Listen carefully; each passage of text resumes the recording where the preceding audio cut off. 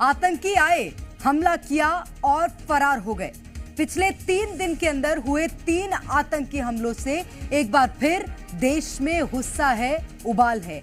एक बार फिर पाकिस्तान के खिलाफ सर्जिकल स्ट्राइक की मांग उठ रही है। रियासी के बाद कल रात करीब 8:30 बजे कठुआ इलाके में भी आतंकियों ने हमला किया, जिसमें डीआईजी और एसएसपी की गाड़ियों को निशाना बनाया गया।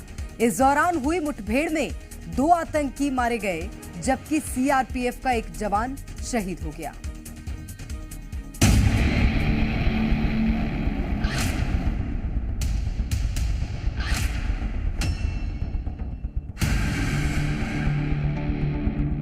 जम्मू कश्मीर में आतंकवाद ने फिर एक बार अपना सिर उठाना शुरू कर दिया है। रियासी में श्रद्धालुओं की बस पर हुई फायरिंग को अभी ज्यादा समय नहीं बीता था कि कठुआ में आतंकियों ने हमला बोल दिया। जम्मू कश्मीर में पिछले 3 दिनों में 3 आतंकी हमले हुए हैं। रियासी में आतंकियों ने एक तीर्थ यात्री बस को निशाना बनाया है। कठुआ में सुरक्षा बलों के साथ हुए आतंकियों का एनकाउंटर हुआ है, जिसमें एक आतंकी मारा गया है और डोडा में आतंकियों ने जवानों पर फायरिंग की। इन तीनों घटनाओं के बाद से सुरक्षा बलों ने सर्च ऑपरेशन शुरू कर दिया है। जम्मू कश्मीर पुलिस के एडीजीपी आनंद जैन का कहना है कि अभी दूसरे आतंकी की तलाश जारी है। सेना और सुरक्षा बल सर्च ऑपरेशन में जुटे हैं। जिसके यहाँ पर जो पीसफुल हमारा सारा एनवायरनमेंट है उसको डैमेज करने के लिए उसकी हमेशा कोशिश ये रहती है। तो लिहाजा ये जो इन्फिल्ट्रेशन है ये appear to be fresh infiltration, और जैसे एक आतंकवादी मारा गया, दूसरे की भी सर्च जारी है। कश्मीर के गांदरबल जिले में आज से खीर भवानी यात्रा की शुरुआत हो रही है। आतंकी हमले को देखते हुए खीर भवानी यात्रा में सुरक्षा के पुख्ता इंतजाम हैं। वहीं बीजेपी नेता कविंद्र गुप्ता ने उम्मीद जताई कि सुरक्षा बलों को आतंकियों के खिलाफ ऑपरेशन में कामयाबी मिलेगी। तो इस प्रकार का अटैक होना, इससे पहले रियासी में होना, खैर इन लोगों को ढूंढ तो लाया जाएगा और मार भी दिया जाएगा, लेकिन जो यात्री बाहर से आए थे एक उनका पर इस प्रकार की हत्या करना ये अपने आप में बड़ा दुखद है। लेकिन जब इस प्रकार की घटनाएं होती हैं तो निश्चय ही चिंता का विषय रहते हैं। सर्च ऑपरेशन चल रहे हैं। बताया जा रहा है कि जहां हमला हुआ उसके आसपास के कई किलोमीटर के दायरे को सील कर दिया गया है और आतंकियों की तलाश के लिए बड़े पैमाने पर सर्च ऑपरेशन जारी है। ब्यूरो रिपोर्ट, जी मीडिया।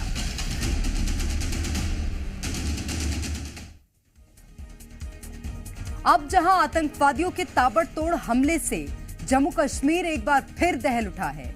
जम्मू कश्मीर में आतंकियों ने अपने नापाक मंसूबों को अंजाम देने के लिए 48 घंटे में 3 बड़े आतंकी हमले किए हैं।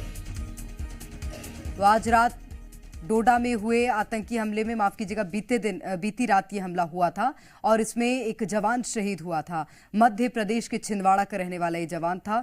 तड़के करीब 3 बजे छिपे एक आतंकी ने की गोलीबारी में सीआरपीएफ का जवान कबीर दास गंभीर रूप से घायल हो गया।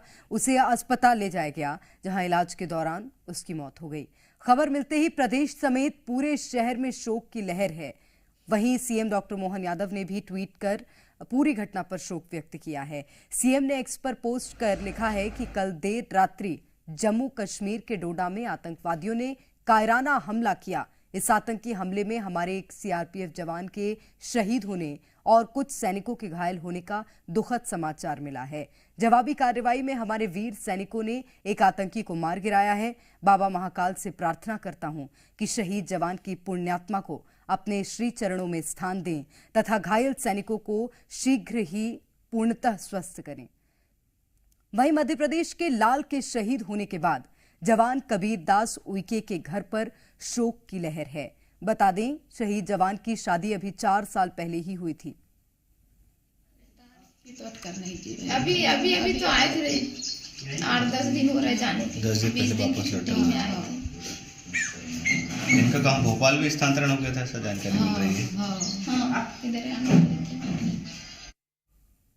एक के बाद एक 3 आतंकी हमलों के बाद देश में गुस्सा है। हर हिंदुस्तानी इस वक्त सिर्फ बदले की मांग कर रहा है। बदला उन श्रद्धालुओं का, उन जवानों का। पहले आपको 3 दिनों में हुई तीनों घटनाओं के बारे में बता देते हैं।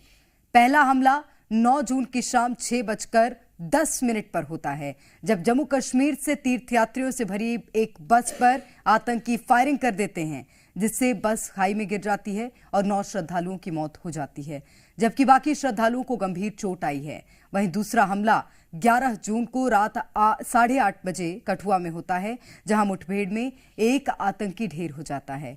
वहीं इस आतंकी हमले में एक जवान भी शहीद होता है।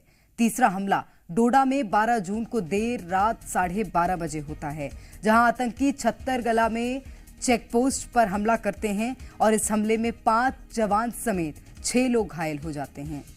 इन 3 हमलों के बाद सवाल यही है कि आतंकी इतनी आसानी से हमले कर गायब कैसे हो जाते हैं। आपको बता दें कि कश्मीर के पहाड़ आतंकियों की ढाल बने हुए हैं। तो कश्मीर के मुश्किल इलाकों में आतंकी छिपे हुए हैं, जहां हमला करने के बाद पहाड़ों में जाकर छिप जाते हैं आतंकी। सुरक्षा बलों के लिए घने जंगलों में सर्च ऑपरेशन मुश्किल होता है, क्योंकि ऊंचाई से आतंकी फायरिंग करते हैं और घाटी में मुस्तैद बड़े बड़े पत्थर ऑपरेशन में रुकावट बनते हैं, जिसके चलते सेना को बहुत एहतियात बरतना पड़ता है। अब जहां आतंकियों ने अपने बचने के लिए घाटी के पहाड़ और घने जंगलों को अपना रास्ता बनाया हुआ है, तो वहीं सुरक्षा बलों ने भी आतंकियों को पकड़ने के लिए अपनी कमर कस ली है। पुलिस, सेना और सीआरपीएफ की 11 टीमों ने सर्च ऑपरेशन शुरू कर दिया है। ड्रोन कैमरे से पहाड़ी इलाकों में तलाशी की जा रही है। एनआईए की टीम भी हमले की जांच कर रही है।